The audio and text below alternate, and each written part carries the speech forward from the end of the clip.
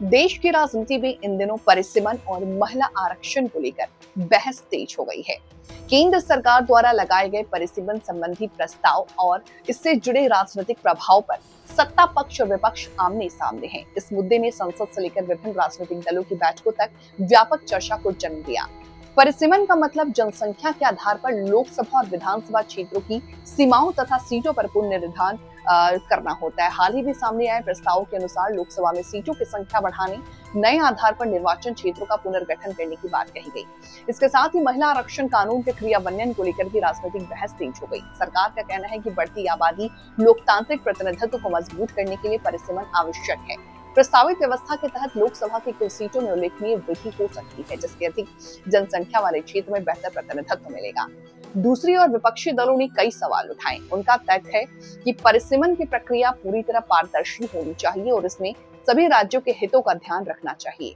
कुछ दक्षिणी राज्यों की ओर से ये चिंता भी जताई गई कि जनसंख्या नियंत्रण में सफलता हासिल करने वाले राज्यों को सीटों के बंटवारे में नुकसान नहीं होना चाहिए। इस मुद्दे पर विभिन्न राजनीतिक दल अपनी अपनी रणनीति तैयार कर रहे हैं। महिला आरक्षण का मुद्दा भी इस बहस के केंद्र में है। महिला आरक्षण कानून को लागू करने की प्रक्रिया और समय सीमा को लेकर विपक्ष सरकार पर सवाल उठा रहा।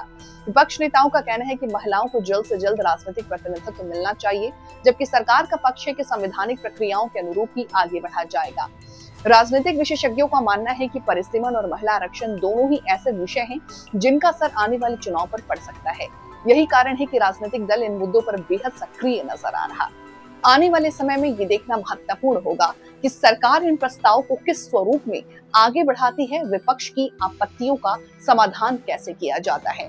फिलहाल इतना तय है कि परिसीमन और महिला आरक्षण देश की राजनीति में सबसे बड़े मुद्दों में शामिल हो चुके हैं और इन होने वाले फैसले भारतीय लोकतंत्र की दिशा में समय को प्रभावित कर सकता है।